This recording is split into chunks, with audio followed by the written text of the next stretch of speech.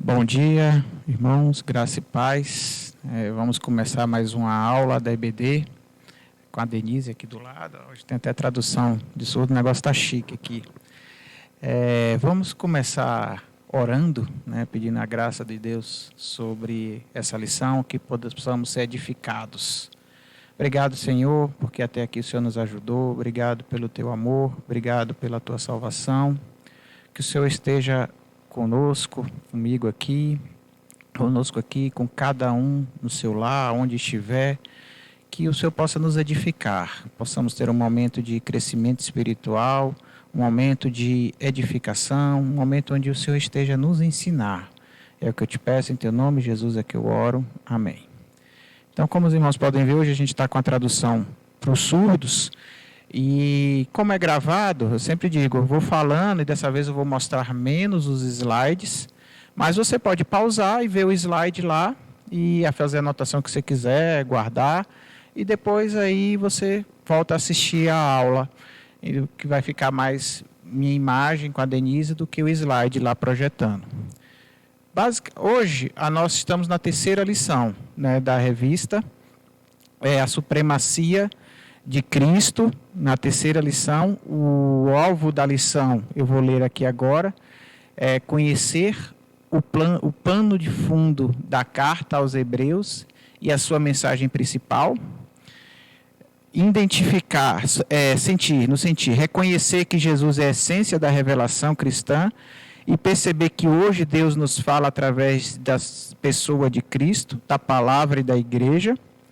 O agir é aceitar a superioridade inquestionável de Jesus e adorá-lo por quem ele é e pela obra que realizou e ainda realiza em nós. Então, basicamente, assim, esse é o alvo da nossa lição. A gente vai começar hoje o capítulo 2, mas para a gente começar o capítulo 2, a gente tem que aprofundar um pouco mais no capítulo 1, que foi o tema da lição passada. Não vai dar para revisar tudo, porque senão não dá tempo, mas pelo menos algumas coisas a gente vai precisar revisar, começando pela questão do propósito de Hebreus. Eu vou transacionar aqui o slide. Vocês estão vendo o slide aí eu já vou mudar aqui para mim, para que os surdos possam nos acompanhar também. Então, no propósito de Hebreus, ele busca o quê? Ele busca encorajar os leitores a perseguirem a maturidade espiritual. Então, lembrando até a lição 1 e a lição 2, o livro de Hebreus foi escrito para judeus crentes, que eles estavam sofrendo uma perseguição ou tinham sofrido, e eles estavam meio que estagnados na fé. Tanto é que lá na frente, lá no livro de Hebreus, o autor vai falar que vocês já deveriam ser mestres, que ele queria aprofundar no tema lá de Melquisedeque, mas ele não podia aprofundar porque eles, devendo ser mestres, ainda precisavam de leite. Então eram crianças. Então, de certa forma, eles estagnaram no crescimento na fé. E o autor do livro de Hebreus, ele buscou encorajar os crentes a prosseguir na fé, porque muitos deles, inclusive, estavam tentados a voltar para o judaísmo. Por isso que ele foca muito na questão da superioridade de Cristo. Tanto é que o tema da revista é a supremacia de Cristo, porque o livro todo é basicamente voltado para mostrar a supremacia de Cristo sobre o sistema antigo, sobre as práticas antigas. Eu vou passar aqui o próximo slide também para os irmãos verem, e aí depois a gente continua. Então, assim, o livro ele tem duas grandes divisões, essas duas divisões aí. Eu vou voltar aqui para a gente. Aí, ele tem essas duas grandes divisões do livro. A supremacia de Cristo sobre o sistema antigo, que vai do Hebreus 1 até o 10:18, é ele só tratando da superioridade de Cristo sobre o sistema anterior, sobre o judaísmo, seja na questão do sacerdócio, da revelação, da lei, de Moisés, Arão, dos anjos, que é o que ele trata no capítulo 1. E lá no versículo do capítulo 10, 19, até o final, ele vai aplicando essa supremacia supremacia, onde ele vai falar da grande nuvem de testemunha, do perigo do pecado voluntário. O livro de Hebreus ele é uma homilia, ele é uma espécie de sermão buscando mostrar que Jesus é melhor do que ritos antigos, do que coisas antigas, né?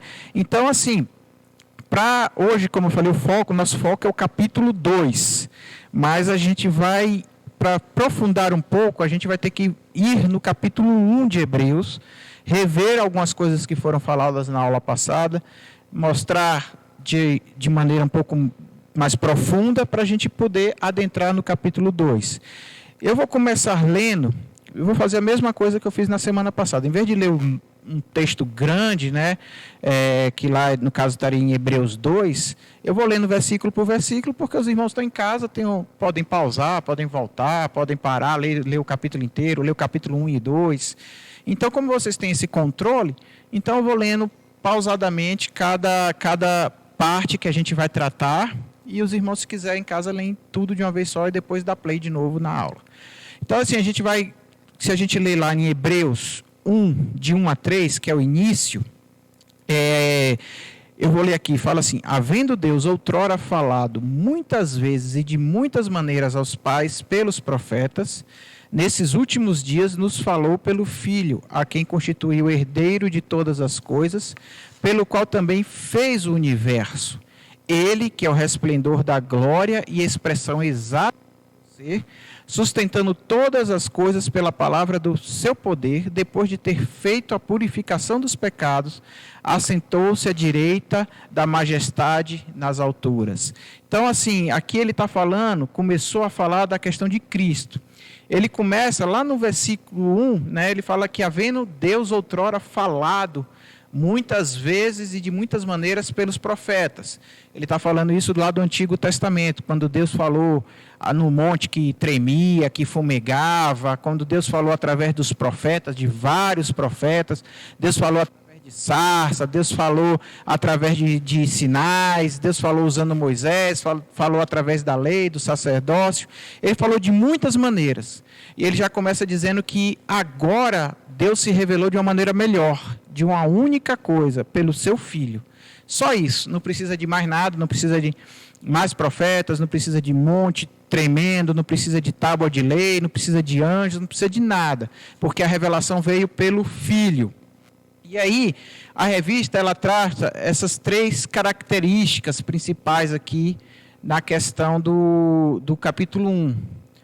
Mas eu peguei que Jesus como profeta, sacerdote e rei. Mas eu vou citar 7, né? Eu vou deixar aí o slide, botei o slide aí para os irmãos verem, né?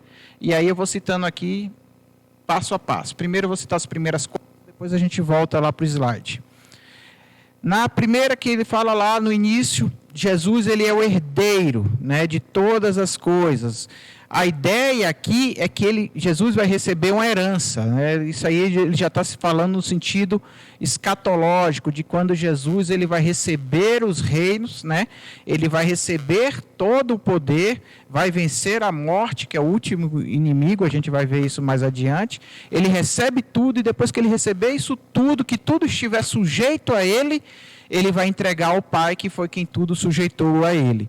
Então, quando ele fala herdeiro de todas as coisas, é isso. Jesus está predestinado a receber todos os reinos, né, com sua vitória lá na cruz. Anjos não tem isso, né? A Bíblia não relata em lugar nenhum anjos fazendo isso.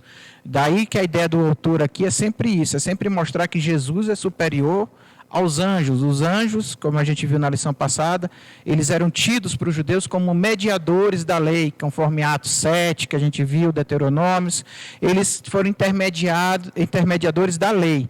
Então, o autor está falando o seguinte, se anjos foram intermediadores da lei, aqui está uma coisa que é superior a anjos, porque é o herdeiro de todas as coisas, nenhum anjo foi, ele é o agente da criação. O termo usado aqui, a ideia é que ele é o criador dos tempos, das eras. A Bíblia fala que tudo foi feito por Jesus, por meio de Jesus, e sem ele nada do que foi feito se fez, né? E os anjos, ao contrário, eles são criaturas de Deus. A gente lê lá também na aula passada em Ezequiel 28, 14 e 15, quando Deus fala lá a respeito lá do Lúcifer, né, que ele era querubim e que no dia que ele foi criado, todas as pedras preciosas foram criadas também. Então, você vê que os anjos, eles são criatura, inclusive o próprio diabo, ele é uma criatura de Deus, é um anjo caído, né? Então, assim, ele fala que Jesus, ele, ao contrário dos anjos, ele é o Senhor, ele já existia e ele é o Criador de todas as coisas. Resplendor da glória de Deus, ou seja, da natureza de Jesus, brilha a essência da glória de Deus. Então, assim, isso se refere ao quê? A glória interior que foi encoberta durante o tempo da encarnação, mas ele é o resplendor dele, expressa imagem de Deus, ou seja, quando você vê Jesus, você vê a Deus. Por isso que Jesus falou lá para Filipe, eu falei também na aula passada, que Filipe chegou para Jesus, mostra-nos o Pai, e aí Jesus chega para Filipe e diz, mas eu estou tanto tempo com vocês, Filipe, e você me diz, mostra-me o Pai, quem me vê, vê ao Pai. Por quê? Porque ele é expressa imagem de Deus, ele é a essência de Deus. A ideia aqui é que Cristo é a exata representação da essência de Deus, né? Tudo que você pode ter em Deus, você vê em Cristo. Além dessas 4, tem mais 3 características que eu quero passar para os irmãos. Tudo com base nessa parte de Hebreus 1, que ele sustenta todas as coisas, né? Então a ideia aí é que o Filho ele está carregando todas as coisas, ele está levando todas as coisas a um objetivo, a um local, né? Ao domínio, que a ideia é que ele entregue tudo para o Pai. Então tudo está sustentado nele, né? Purificação dos pecados, então ele tem poder para purificar. Nenhum anjo, nenhum sistema, nem a lei tem poder para purificar os pecados, né? Eu falei também na aula passada que os antigos, eles não eram salvos pela lei, né? O pessoal do Antigo Testamento, da época do Antigo Testamento, porque a lei em si, a Bíblia diz, ninguém pode ser salvo, ninguém cumpriu a lei, porque se você cumpre todos os mandamentos e falta um, né? Se você honra o Pai, se você ama a Deus, se você guarda o sábado, se você faz tudo, mas você cobiça o carro do próximo, cobiça a mulher do próximo, você tropeçou na lei inteira. Então ninguém consegue se purificar pela lei. Então as pessoas elas eram salvas no Antigo Testamento quando elas criam no Cristo da promessa. Hebreus 11 vai estar lá mostrando isso aí, que os homens foram salvos, grandes homens de Deus foram salvos pela fé, crendo no Cristo da promessa. Nós, né, agora somos salvos crendo no Cristo da história, o Cristo que há 2000 anos atrás veio, encarnou, morreu e ressuscitou. E nós cremos que esse Cristo, esse Jesus, ele é o Cristo ungido de Deus. E ele tem poder para purificar os pecados, coisas que a lei não conseguia fazer. E aí diz, ele assentou-se, né? Então a ideia aí é que o trabalho, depois de fazer o trabalho todo, ele se assentou. Por isso que na cruz ele disse, está consumado. Tudo que tinha que ser feito, foi feito, né? Não há nada mais para fazer. Inclusive no tabernáculo não tinha cadeira, né? Por quê? Porque o trabalho ainda estava incompleto. O homem não tinha pleno acesso a Deus. Então, assim, essas 7 características aí mostram a superioridade de Cristo sobre os anjos, sobre o sistema antigo. E aí, depois que ele fala isso, que ele explica essa grandeza de Deus, essa superioridade, essa supremacia de Cristo sobre os anjos, aí ele começa o capítulo 2. Né? Ele começa o capítulo 2. Eu vou passar aqui também o slide, para os irmãos verem, que é uma exortação contra o perigo do desvio. Né? A ideia aqui, eu vou passar até logo outro, que a gente já passa logo tudo de uma vez só, que fica mais fácil. Então aqui, a ideia desse capítulo 2, ele é uma continuação do capítulo 1. Então ele começa falando aqui, por essa razão, importa que nos apeguemos com mais firmeza às verdades ouvidas, para que delas jamais nos desviemos. Então note que ele começa com essa palavra aí, por essa razão, ou portanto, se depender da sua tradução, vai estar lá portanto. De qualquer maneira, a ideia é que quando você usa essa conjunção, isso é uma conjunção conclusiva. Isso significa que quem está falando, quem está escrevendo, está concluindo ou está colocando uma consequência de algo que foi dito anteriormente. Então, ele veio falando no capítulo 1 que Cristo é superior a tudo, Cristo é superior aos anjos, porque Cristo é filho, os anjos são criaturas, né, são ministros, né, de Deus, eles são conservos nossos. Então, por essa razão, por essa superioridade de Cristo, né, aí ele começa a tratar do que está no capítulo 2. Ele está se referindo no capítulo 2 a tudo que ele falou no capítulo 1. E aí ele diz o seguinte, que por esta razão importa que nos apeguemos com maior firmeza às verdades ouvidas, para que delas jamais nos desviemos. Versículo 2: Se, pois, se tornou firme a palavra falada por meio de anjos, e toda transgressão ou desobediência recebeu o justo castigo, né?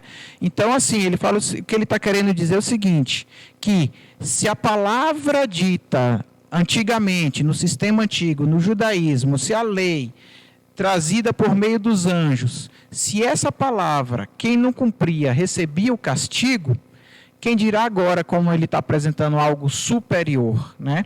Por isso que ele diz no versículo 3, como escaparemos nós se negligenciarmos tão grande salvação?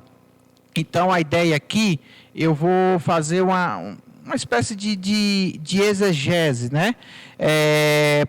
Desse capítulo 2, a gente vai começar do versículo 1 até o versículo 4, e aí a gente vai vendo algumas palavras-chave aqui, né? O ponto importante aí é que nesse capítulo 2, do versículo 1 ao versículo 4, o autor aqui, ele não está dizendo que esses crentes, eles, vamos dizer assim, eles estavam rejeitando a verdade. Eles não estavam rejeitando a verdade, eles estavam simplesmente negligenciando a verdade.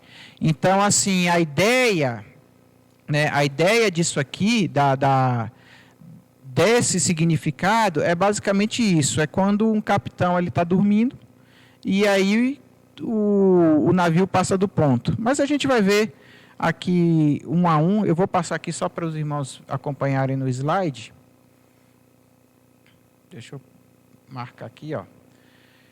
Então, a gente vai estar aqui no capítulo 2, e aí eu vou passando por algumas palavras chaves aqui. Então, a primeira é essa aqui, devemos, né? Então, ele fala que importa que nos apeguemos, esse importa ou devemos, a ideia, o conceito é esse, né?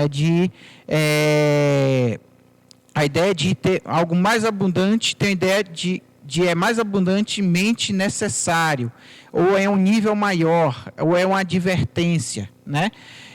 Isso significa que o que foi aplicado é um caso menor, definitivamente será aplicado a um caso maior. Então, qual é a ideia dele?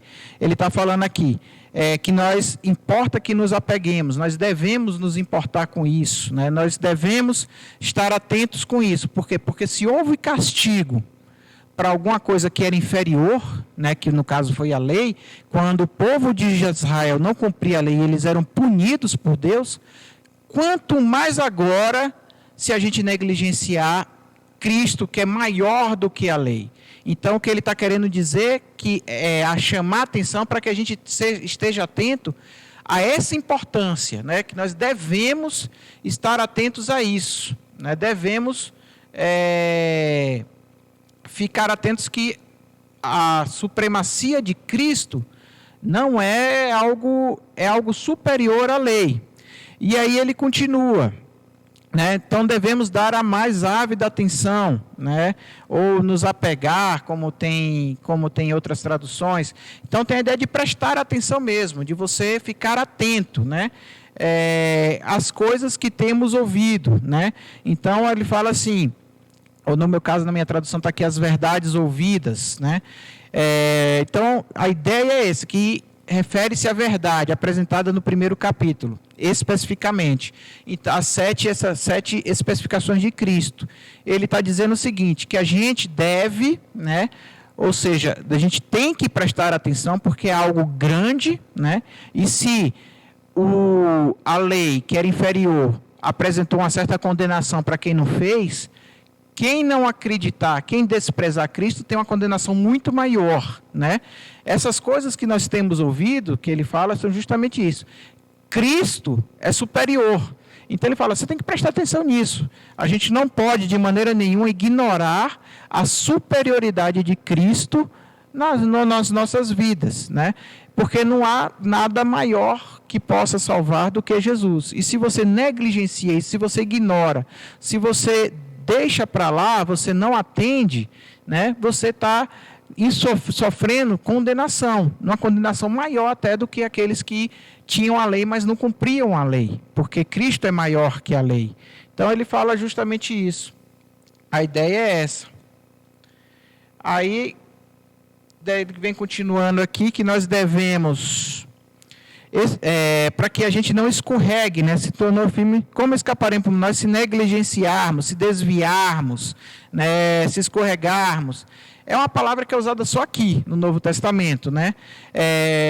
Mas tem vários significados. A ideia é aquele anel que escorrega pelos dedos, ou como eu falei, o capitão do navio, ou o tripulante do navio que dorme e o navio passa do ponto. A ideia é essa, assim, a gente não pode perder a atenção daquilo que é Cristo, né? Que Cristo é maior que a lei, ele é maior que tudo, ele é o rei, ele é ungido, né?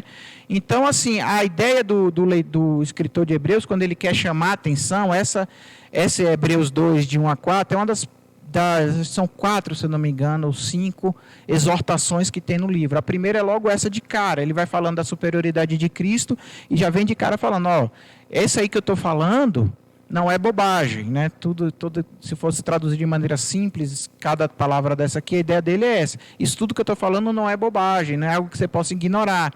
Porque se vocês davam valor à lei, e quem não cumpria a lei recebia um castigo, agora então é que o negócio ficou piorou, né?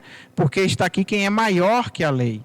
Então a ideia é essa, por isso que ele falou, pois se tornou firme a palavra dirigida a anjos, a ideia aqui do firme, essa ideia do firme aqui, é um adjetivo que significa obrigado juridicamente, né? Alguém que, como a lei veio, ela obrigava as pessoas a seguirem a lei, e quem não cumpria a lei deveria morrer, né?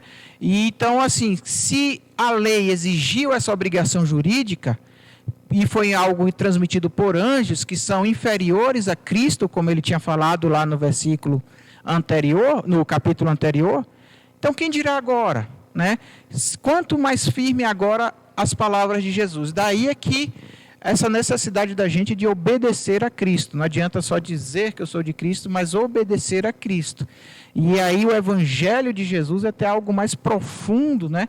Porque aquele caso, a lei dizia lá, como eu falei, não adulterarás, mas Jesus chega, mas eu te digo o seguinte, se você olhar para uma mulher e com atenção impura, você já adulterou, né?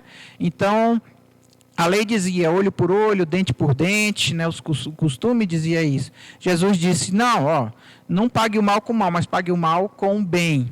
E aí o escritor de Hebreus está dizendo o seguinte, né? Se antes quem cumpria a lei, não cumpria a lei, recebia castigo, quem dirá agora se você não cumprir os mandamentos de Jesus?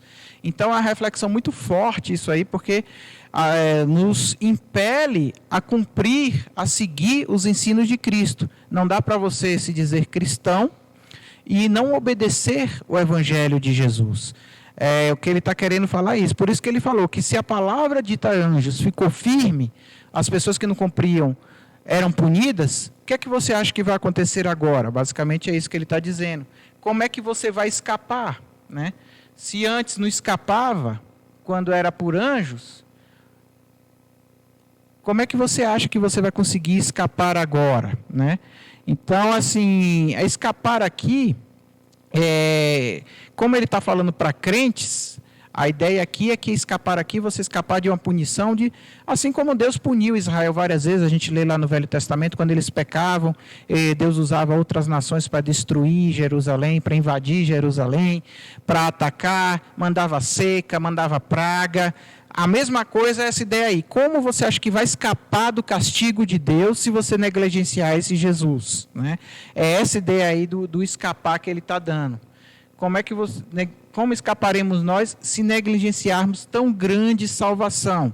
Essa salvação aí, a ideia aqui, se a gente for ler lá que está em Hebreus 2,5 também, tem a ver não só com a salvação aqui na terra, das coisas aqui da terra, da proteção, da graça divina aqui na terra, mas tem a ver também com o futuro. Né? Lá em Hebreus 2,5, ele é muito claro ao dizer que tudo que ele tem falado até agora se refere ao futuro, né? Se refere ao reino de Deus, a salvação no reino de Deus. Né?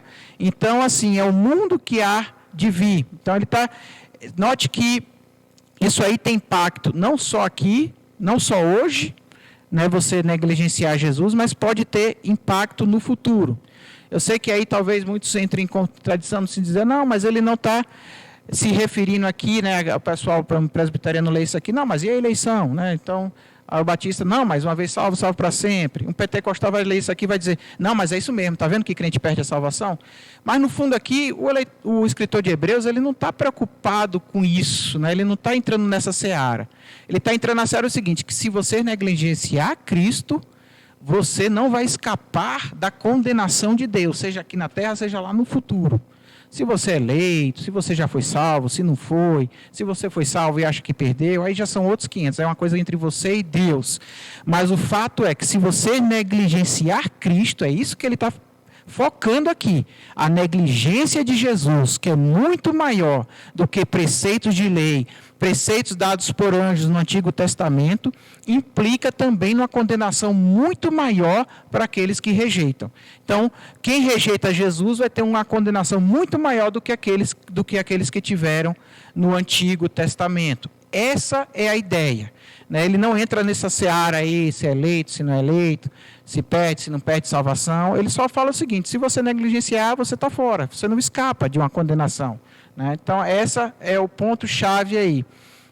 Além disso, nós vamos ter aqui, deixa eu passar mais um slide aqui para os irmãos, só para vocês acompanharem, eu vou voltar aqui agora para a gente.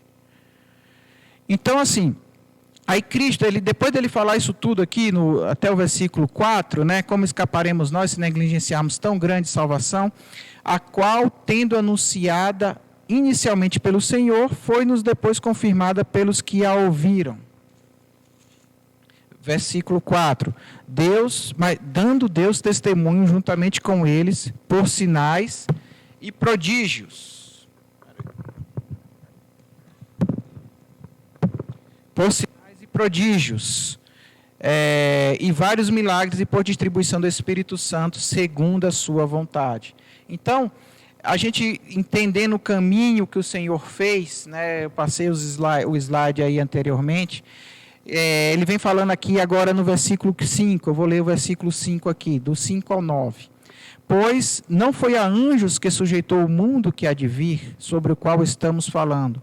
Antes, alguém em certo lugar deu pleno testemunho, dizendo, que é o homem que dele te lembre, ou o filho do homem que o visites. Fizeste-o por um pouco menor que os anjos, de glória e de honra o coroaste e o constituíste sobre as obras das tuas mãos. Todas as coisas sujeitaste debaixo dos seus pés. Ora, desde que ele sujeitou todas as coisas, nada deixou fora do seu domínio. Agora, porém, ainda não vemos todas as coisas a ele sujeitas.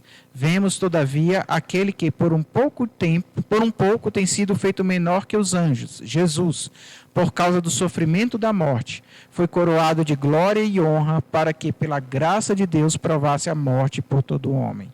Então, eu fiz esse esquema, um esqueminha que eu mostrei aí, e vocês vão ver aqui. Cristo, ele deixa sua glória, né? Então, ele deixa sua glória. Lembramos, vamos voltar lá para o capítulo 1. Então, alguém que era a essência de Deus, o resplendor da glória de Deus, ele assume a forma de homem, que está lá no versículo 7, né? Fizeste-o por um pouco menor que os anjos, de glória e de honra o coroaste. Então, aqui está se referindo quando Jesus ele deixa sua glória e por um pouco tempo, ele fica menor que os anjos, assumindo a forma de homem. Ele anuncia o evangelho aos homens e triunfa na cruz, né? Então ele foi coroado de honra e glória na ressurreição, que está no versículo 9. E por conta disso, Deus o exalta maravilhosamente, que é o que está lá no versículo 8 e 9. Todas as coisas sujeitaram-se debaixo dos seus pés. Ora, desde que ele sujeitou todas as coisas, nada deixou de fora do seu domínio. Agora, porém, ainda não vemos todas as coisas a ele sujeitas. Vemos, todavia, aquele que, por um pouco, tendo sido feito menor que os anjos, Jesus, por causa do sofrimento da morte, foi coroado de glória e honra, para que, pela graça de Deus, provasse a morte por todo o homem. Então, Jesus, ele, por um pouco tempo, foi feito menor que os anjos ao encarnar, né, e ao sofrer, e quando ressuscitou, ele se tornou que ele foi, Deus o exaltou sobremaneiramente, sobremaneira, como está lá também em 1 Coríntios 15, 25 a 27, que eu não vou ler, senão a gente vai se estender, você lê em casa, onde diz que nós lemos também na aula passada, né? Onde diz que Deus sujeitou tudo debaixo de Cristo, e aí Paulo fala lá, se Deus sujeitou tudo debaixo de Cristo, logicamente está excluindo ele mesmo, né? Da sujeição. E Cristo, depois de haver derrotado tudo, o último inimigo ser a morte, ele vai e dá tudo a Deus, devolve tudo para Deus, e aí Paulo diz, para que Deus seja tudo em todos, né? Então, assim, esse sacrifício, essa encarnação de Cristo, nesse momento que ele se tornou um pouco inferior aos anjos, o autor de Hebreus puxou isso aqui de Salmo 8, 4 a 5, né? Nesse momento aqui que ele se tornou inferior aos anjos, ele cumpriu a obra da redenção, ele morreu e ao ressuscitar, Deus o exaltou de maneira poderosa. Vamos lá para Filipenses 2:5, que aí mostra justamente a exaltação de Deus. Vamos dar uma estudada lá, o autor da revista, ele foi lá para Filipenses. Deixa eu puxar aqui. Filipenses capítulo 2:5. Aí diz: Tende em vós o mesmo sentimento que houve também em Cristo Jesus, pois ele, subsistindo em forma de Deus, não julgou com usurpação o ser igual a Deus. Antes, a si mesmo se esvaziou, assumindo a forma de servo, tornando-se em semelhança de homem, e reconhecido em figura humana, a si mesmo se humilhou, tornando-se obediente até a morte e morte de cruz. Pelo que também Deus o exaltou sobremaneira, e lhe deu o nome que está acima de todo nome, para que ao nome de Jesus se dobre todo o joelho nos céus, na terra e debaixo da terra, e toda a língua confesse que Jesus Cristo é o Senhor, para a glória de Deus Pai. Então, a gente vê que o apóstolo Paulo aqui, ele fala justamente dessa questão de Jesus ter, nesse momento que ele ficou inferior aos homens, em que ele se esvaziou, né, ele cumpriu a sua missão e subiu aos céus, coroado de glória e majestade. A ideia aqui, a gente vai também parar palavra por palavra, eu vou passar aqui o slide. Ixi, eu te cortei?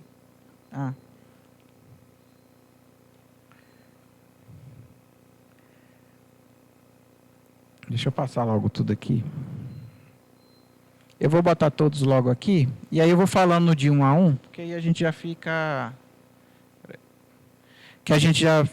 Vou falando de um a um, que a gente já fica acompanhando aqui. Então, primeiro, Jesus a si mesmo se esvaziou, né? A ideia aí não é que significa que ele deixou de ser Deus, né? A ideia aí que significa que ele, como se fosse assim, ele privou-se de ser Deus, né? Basicamente, esse esvaziamento se refere a essas três expressões que se seguem, né? Que diz que ele assumiu, tornou-se e foi reconhecido. Então, de alguma maneira, ele privou-se da divindade, né? de características da divindade, para que ele pudesse reassumir a forma de servo, tornar-se semelhante a homens e ser reconhecido em figura humana. A ideia é esse assumir, né, mostra justamente que foi algo voluntário, não foi algo que ele fez por obrigação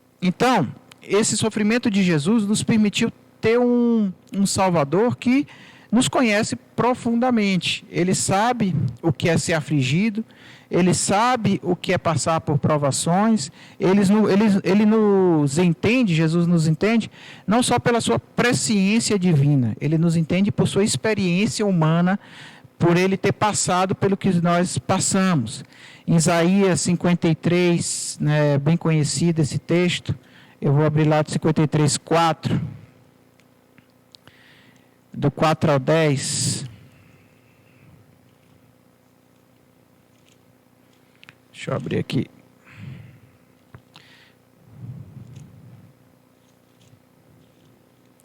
(53) 53, do 4 ao 10. Diz: certamente ele tomou sobre si as nossas enfermidades e as nossas dores levou sobre si. E nós o reputamos por aflito, ferido de Deus e oprimido. Mas ele foi transpassado pelas nossas transgressões e moído pelas nossas iniquidades. O castigo que nos traz a paz estava sobre ele, e pelas suas pisaduras fomos sarados. Todos nós andávamos desgarrados como ovelhas, cada um se desviava pelo caminho, mas o Senhor fez cair sobre ele a iniquidade de nós todos. Ele foi oprimido e humilhado, mas não abriu a boca. Como cordeiro foi levado ao matadouro, e como ovelha muda perante os seus tosqueadores, ele não abriu a boca. Por juízo opressor foi arrebatado, e da sua linhagem quem dela cogitou? Porquanto foi cortado da terra dos viventes, por causa da transgressão do meu povo foi ele ferido. Designaram-lhe a sepultura com os perversos, mas com o rico esteve na sua morte, posto que nunca fez justiça, nunca fez injustiça, nem dolo algum se achou em sua boca. Todavia ao Senhor agradou moê-lo, fazendo enfermar. Quando der ele a sua alma como oferta pelo pecado, verá a sua prosperidade e prolongará os seus dias. Então você vê aqui que o profeta Isaías, ele diz o seguinte, que esse sofrimento de Jesus, né, nos permitiu ter alguém, um Salvador, que nos conhece intimamente, porque ele tomou sobre si as nossas dores. Não importa qual é a sua dor, qual é o seu problema, Jesus te conhece profundamente. Porque ele é Deus e porque ele viveu também. Ele sabe o que é estar angustiado, ele sabe, ficou tão angustiado que chegou a suar gotas de sangue, né? E ele sabe o que é sentir dor, ele sabe o que é fadiga, a fadiga do caminho, ele sabe o que é o cansaço dos afazeres da vida. Então Jesus, ele tem essa experiência humana que nos permite que a gente chegue a ele, por isso que Hebreus vai falar mais adiante que a gente deve chegar a ele com confiança, porque ele nos entende, né? Então, nós temos um Salvador que nos conhece profundamente, né? Ele tem esse conhecimento.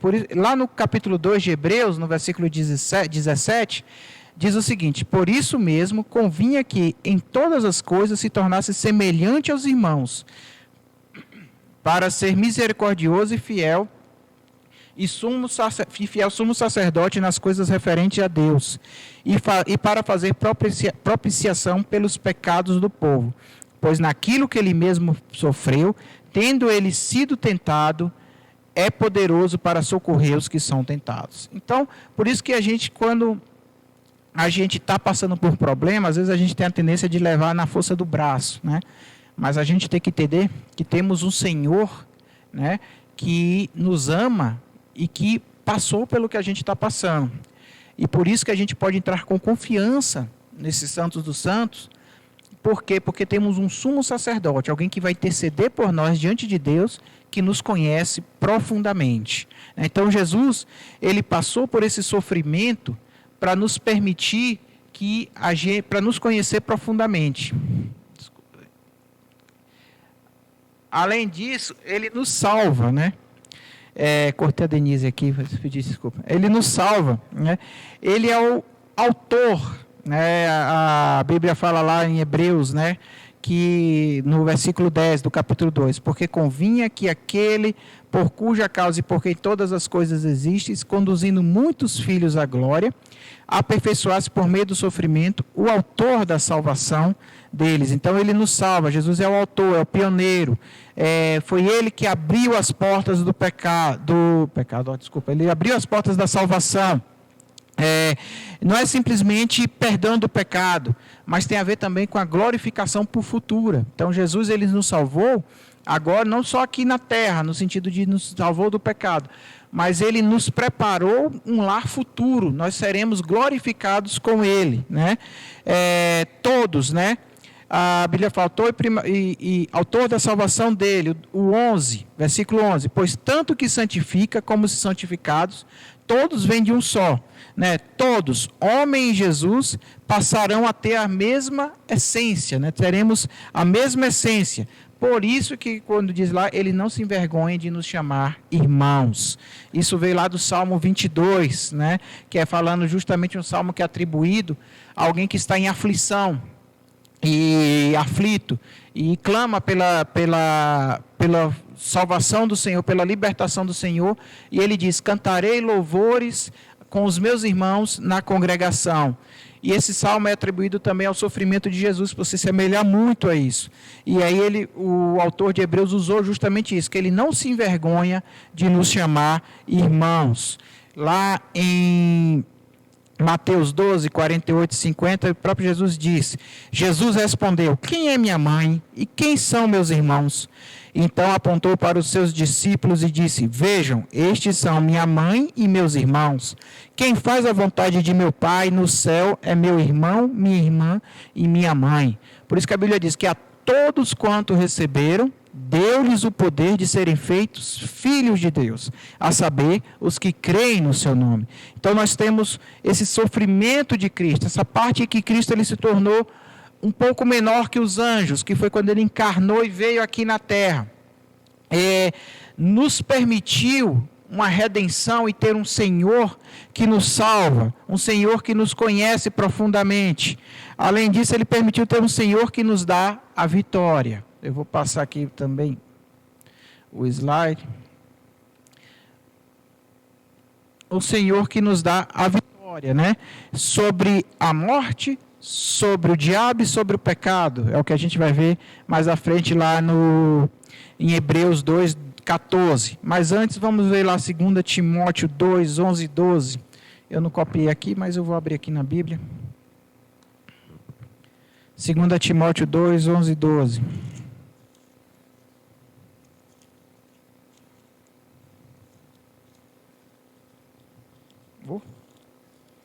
Procurando errado aqui.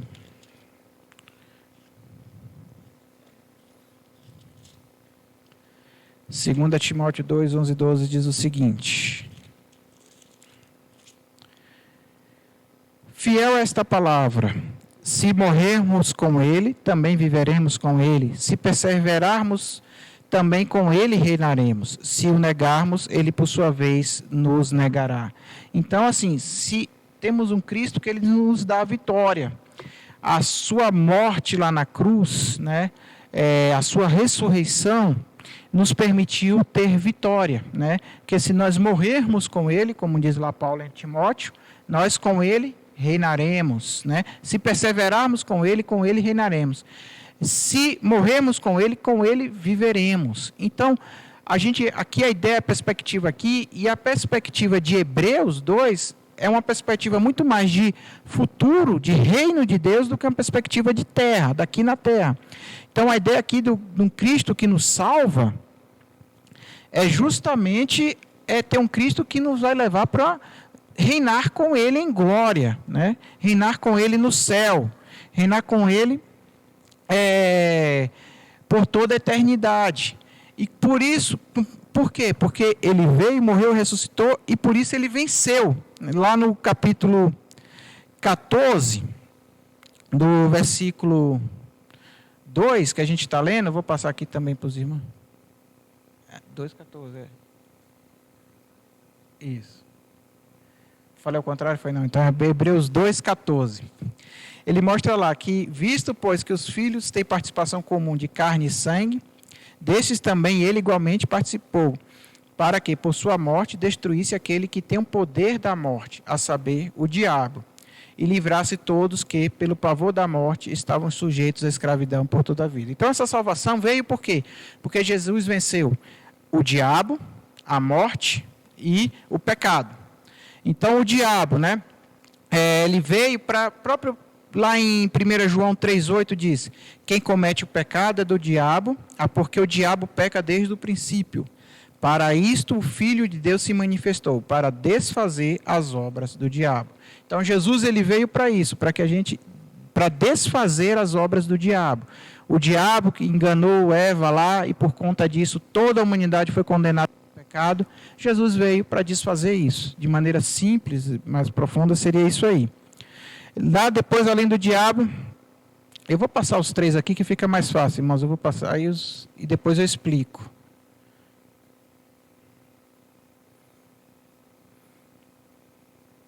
Pronto. Aí a gente termina aqui. Então, depois do diabo veio a morte. Né? Então, assim, se Jesus ele veio para que livrasse todos que, pelo pavor da morte, estavam sujeitos à escravidão por toda a vida. Então, lá em Apocalipse, capítulo 1:18, diz: eu sou aquele que vive, estive morto, mas agora vivo para todo sempre, e tenho as chaves da morte e do mundo dos mortos. Então, assim, a gente sabe que Jesus, quando ele ressuscitou, ele dominou, né? Ele pegou a chave do inferno, a chave da morte, né? E ele tem autoridade sobre todas as coisas. Inclusive lá em Apocalipse 22 diz que a morte e o inferno serão lançados no lago que arde com fogo e enxofre. Né? Então nós estávamos mortos, mas Cristo nos resgatou. A ideia é essa. Temos um Jesus, só para pegar o fio da meada, né? Ele veio falando lá, temos um Jesus que é superior aos anjos, superior ao sistema judaico, ele é maior do que isso, por isso a gente não pode ser negligente com relação a isso, porque se aqueles que foram negligentes lá na lei sofreram condenação, imagina quem for negligente com Jesus, que é maior do que a lei, né? Então, por isso nós não podemos ser negligentes, porque esse aí é superior inclusive a anjos, e Jesus, que por um momento foi feito inferior aos anjos, mas ele subiu aos céus e foi coroado de glória e majestade, e nos livrou do diabo e da morte, e nos salvou, né, do pecado, né? Ele fez a propiciação, ou seja, ele pagou o preço do pecado. Por isso que a Bíblia diz que ele tomou sobre si as nossas dores. Estávamos longe, afastados, e ele levou sobre si as nossas enfermidades. Então ele nos limpou, né? Por isso que diz que o sangue de Jesus Cristo purifica de todo pecado. Então não tem pecado que você não possa clamar a Jesus e ser perdoado, né? Então por isso que João fala lá: filhinhos, não pequeis, né? Não é coisa de crente viver no pecado. Não pequeis. Mas se pecar, temos o Jesus Cristo, o justo. O sangue de Jesus Cristo nos purifica de todo o pecado.